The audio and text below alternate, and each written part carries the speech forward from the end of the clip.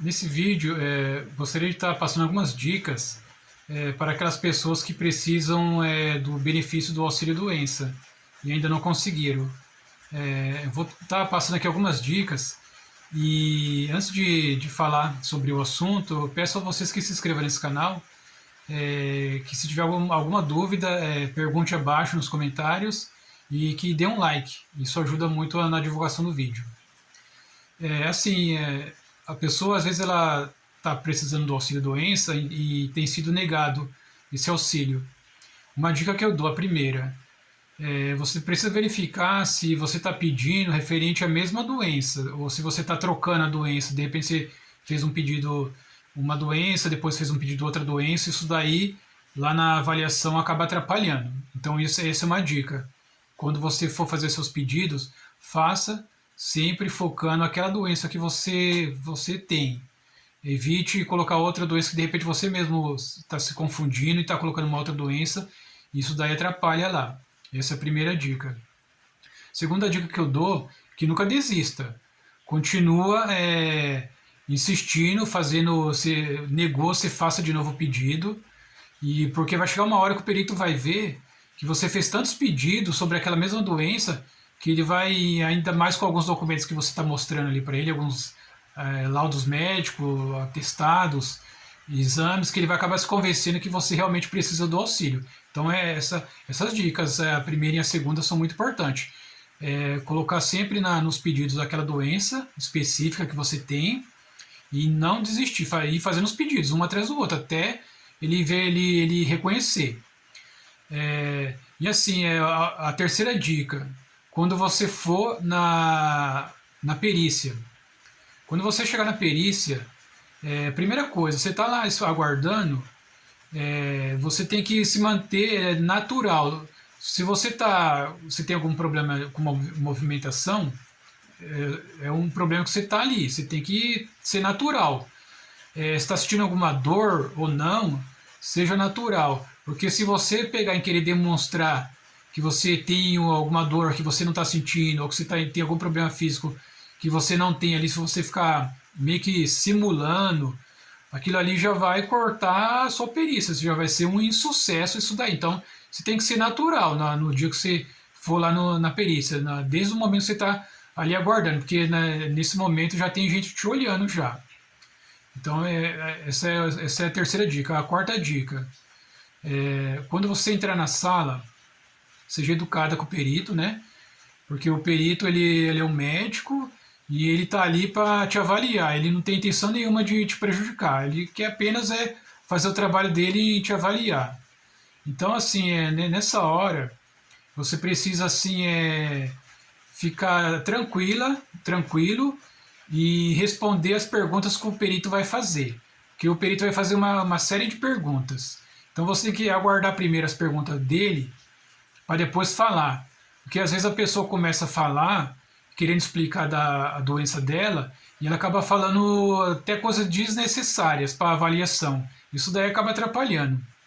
Então, deixa o perito fazer o trabalho dele, que ele vai fazer as perguntas certas, ele vai pedir os documentos certos e vai fazer os exames clínicos ali certos, os testes, né?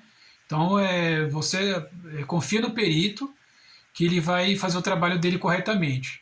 Agora, assim, quanto à documentação na perícia, muito importante você levar todos os laudos médicos, os atestados médicos, as receitas médicas e os exames médicos, tudo que você tiver, assim, tanto os antigos como os novos, e procurar colocar eles assim de uma forma organizada para que, conforme o perito for pedindo, você for entregando para ele ver.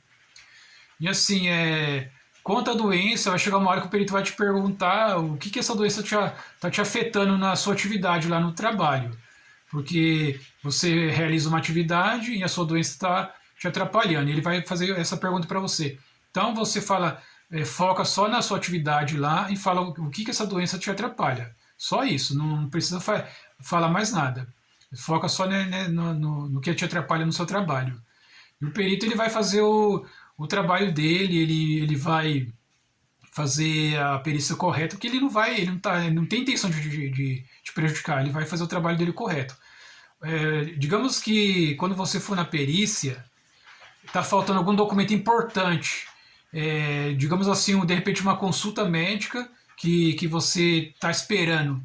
De repente você não tem condição de ter um médico particular, você está pelo SUS, né? Você está aguardando uma consulta. Antes de ir na perícia, se você ainda não passou na consulta, vá até o hospital ou até o posto de saúde, peça lá uma declaração que você está aguardando aquela consulta, que você está aguardando aquele exame. Isso daí já ajuda também o perito, porque ele vai saber que você não levou tal exame, não levou tal documento, porque você ainda não passou com o médico, né, lá onde você se trata lá. Então não deixe de levar essa declaração. E assim, o perito ele vai fazer a avaliação dele e no final vai sair um resultado. Então é assim, pessoal, são essas as orientações que eu gostaria de passar para vocês. E assim, uma última orientação, que seria aqueles casos extremos, né, que você não tem condição de trabalhar e o perito vai e nega o benefício. Numa condição dessa, eu não vejo outra saída a não ser você entrar direto na justiça pedindo uma liminar. A liminar é o documento judicial que manda, é uma ordem judicial que manda fazer algo imediatamente.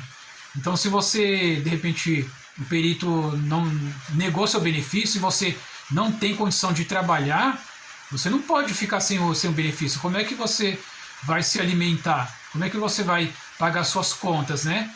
E você não pode trabalhar. Você precisa desse dinheiro, porque se você paga o INSS, que é um seguro, e quando você precisa dele, o INSS se recusa, você não tem outra saída a não ser se socorrer da justiça. E eu acredito que o juiz, ele vai dar essa liminar para você, entendeu? Você vai levar nessa ação todos esses laudos antigos, receitas antigas, exames antigos, antigos e novos, tá, gente? E você vai demonstrar para o juiz que você precisa dessa liminar, que você não pode ficar sem se alimentar, você não pode ficar sem pagar suas contas.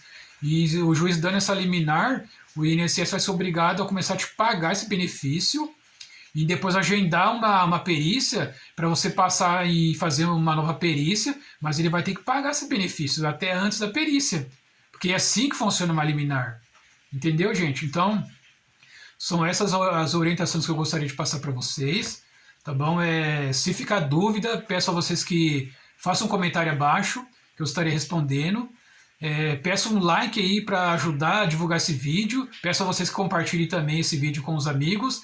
E assim, para ajudar esse canal, me incentivar a colocar outros vídeos, peço a você que se inscreva nesse canal. Vou ficar muito feliz e vou agradecer você e vou ficar muito feliz mesmo, tá? Então, muito obrigado por assistir esse vídeo e até o próximo vídeo.